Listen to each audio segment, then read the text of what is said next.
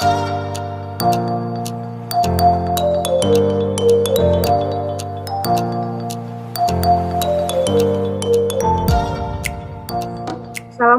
warahmatullahi wabarakatuh.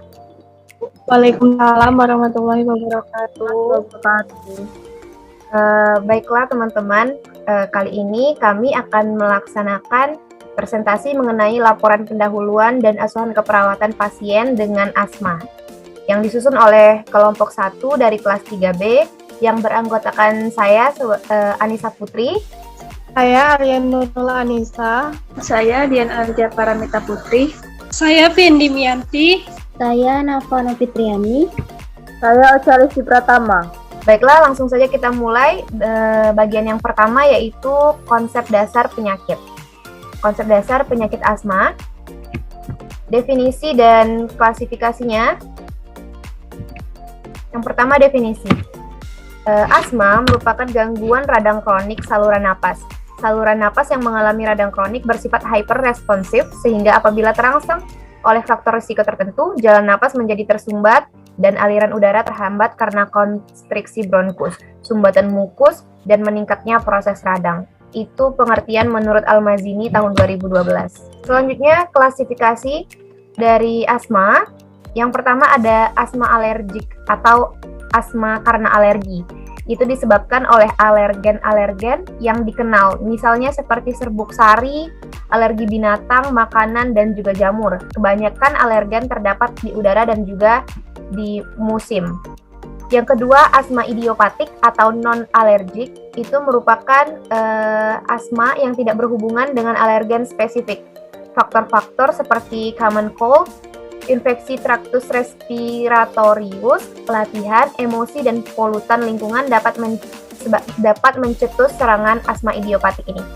Selanjutnya, asma gabungan. Asma gabungan itu merupakan bentuk asma yang paling umum.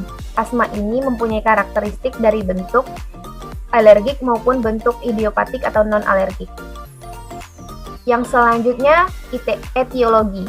Etiologi dari asma itu yang pertama ada akibat genetik, di mana yang diturunkan adalah bakat alerginya. Meskipun belum diketahui bagaimana cara penurunannya yang jelas. Penderita dengan penyakit alergi biasanya mempunyai keluarga dekat yang juga menderita penyakit alergi.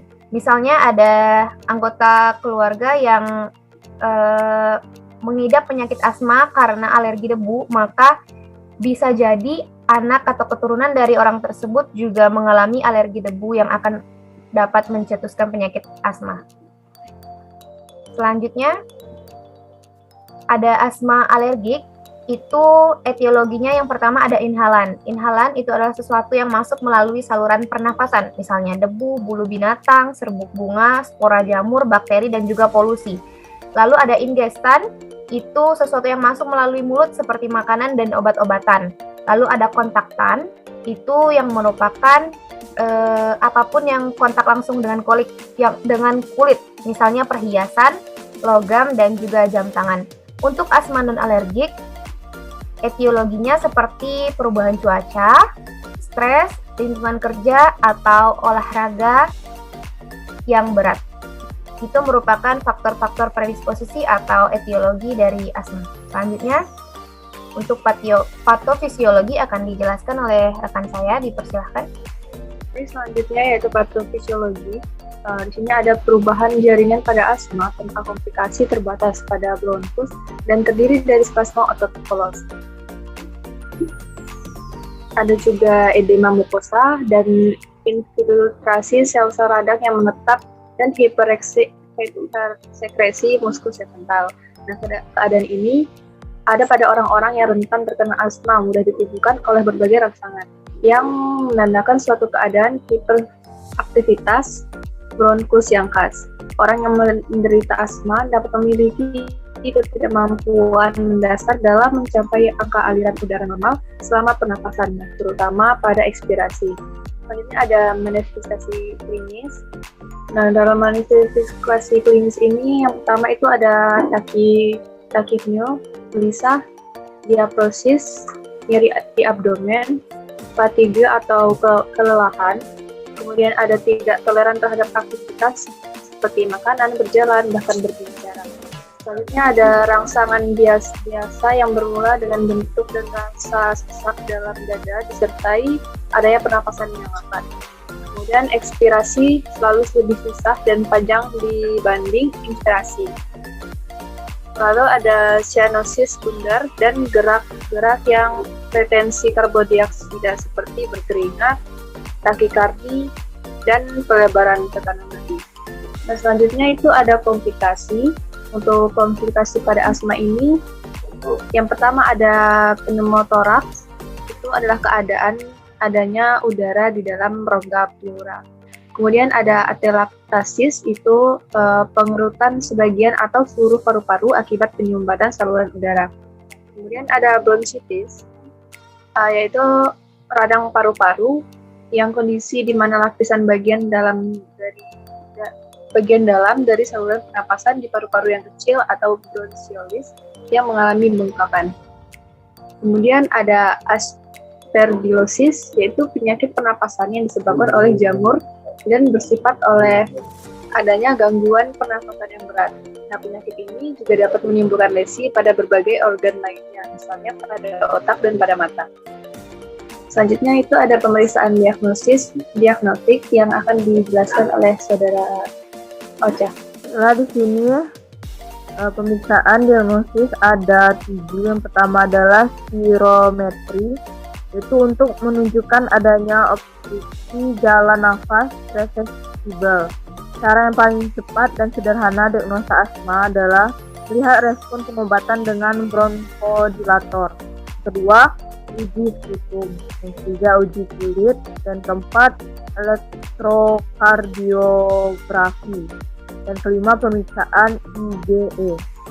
Dan keenam, foto dada, 7 analisa gas darah. Di sini ada penata laksanaannya. Di sini yang pertama adalah farmakologi. Di sini ada bronchodilator. Yang terdiri dari simpamimetik atau adrenergic.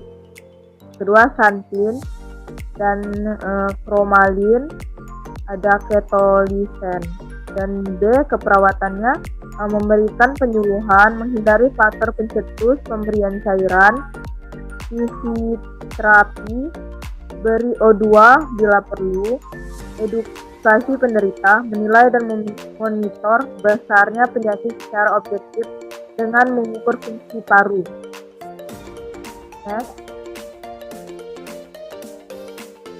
Sebaiknya pencegahan yang akan dilanjutkan, dengarkan saya.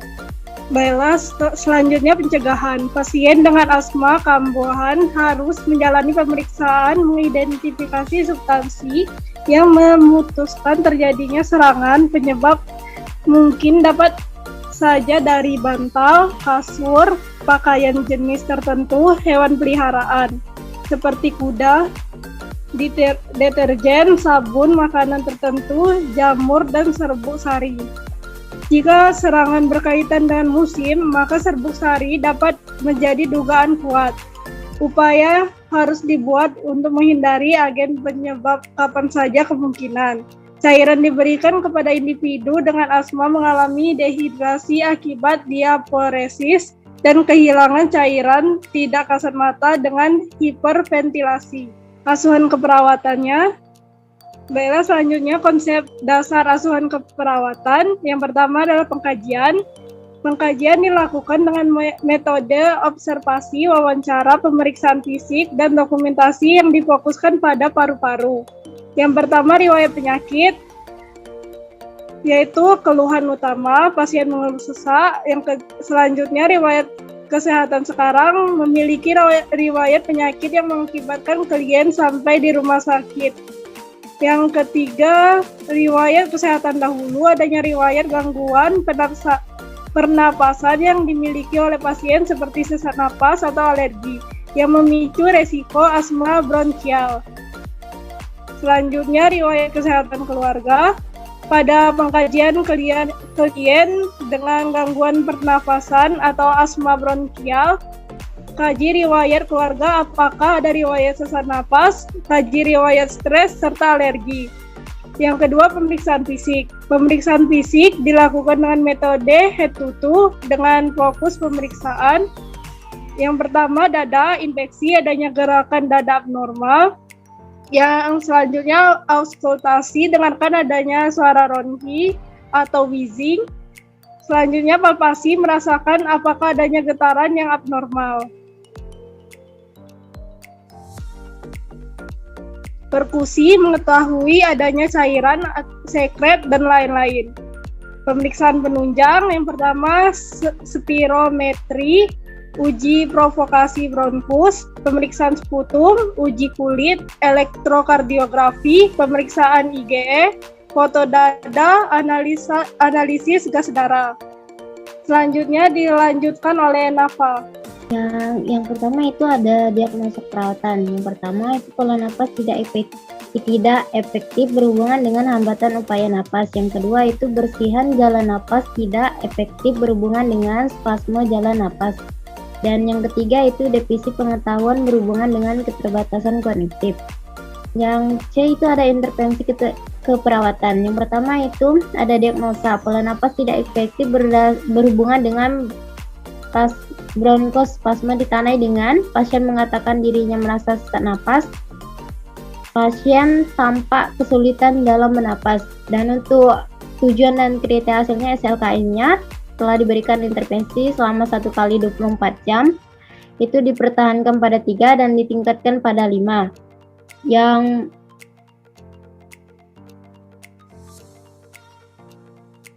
dengan kriteria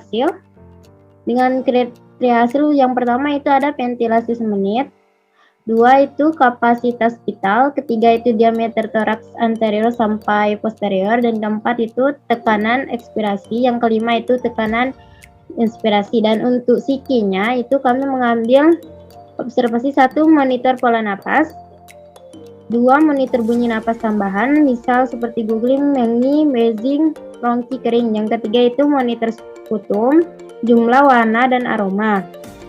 Yang keempat itu pertahankan kepatenan jalan napas dengan healthy dan chill lip. Yang selanjutnya itu posisikan semipolar atau polar. Dan yang ketiga itu berikan minuman hangat, lakukan fisioterapi dada, jika perlu lakukan penghisapan lendir kurang dari 15 detik, dan berikan oksigen jika perlu. Untuk rasionalnya, yang pertama ada untuk mengetahui frekuensi pergerakan dada sedalam apa pasien menarik nafas dan apakah menggunakan gerakan tambahan saat bernapas. Dan yang kedua itu untuk mengetahui adanya bunyi tambahan yang bisa saja mempengaruhi jalan napas. Dan yang ketiga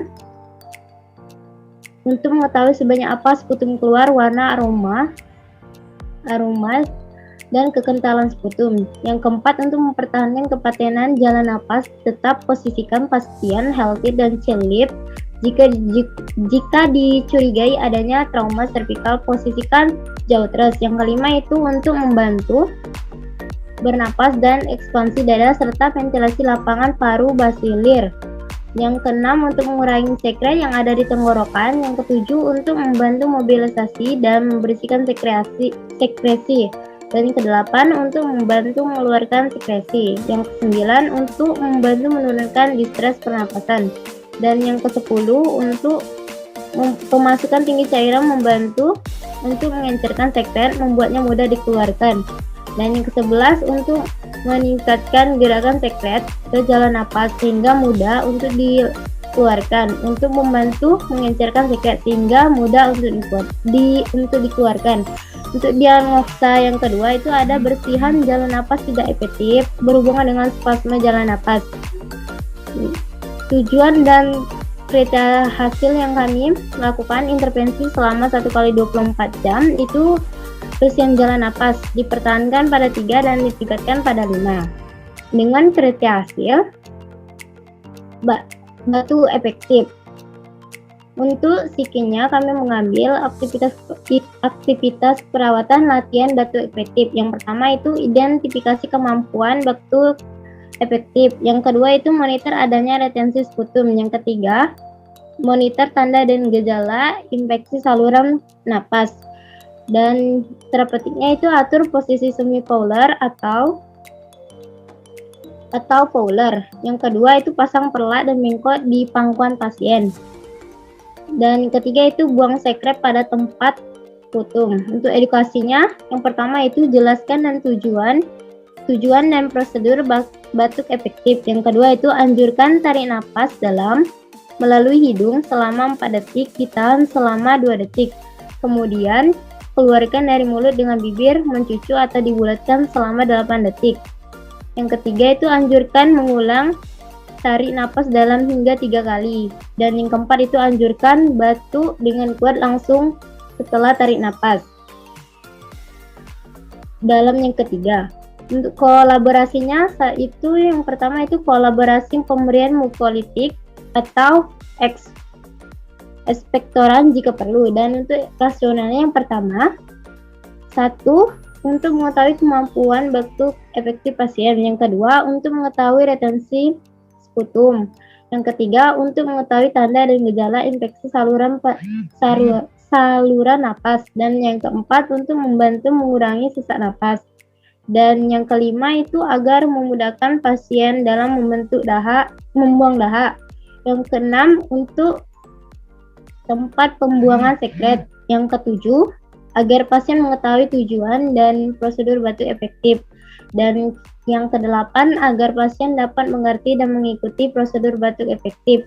Yang kesembilan, agar pasien mengulang tindakan yang telah diajarkan. Yang kesepuluh, agar pasien dapat mengeluarkan sekret. Dan yang terakhir, untuk pemberian medikasi. Selanjutnya akan dilanjutkan oleh Ari Nurul. Yang selanjutnya yang diagnosa ketiga yaitu defisiensi pengetahuan berhubungan dengan kurang familiar dengan sumber informasi. DS-nya pasien mengatakan tidak mengetahui tentang penyakitnya. Pasien mengatakan tidak mengerti dengan kondisinya. DO, pasien tampak bertanya-tanya tentang penyakitnya, pasien tampak bingung, pasien tampak gelisah. Setelah dilakukan asuhan keperawatan selama 1x24 jam, diharapkan masalah defisit pengetahuan pasien dapat teratasi dengan kriteria hasil. 1. Pasien mengerti tentang penyakitnya. 2. Pasien tidak cemas lagi. 3. Pasien tampak tidak gelisah.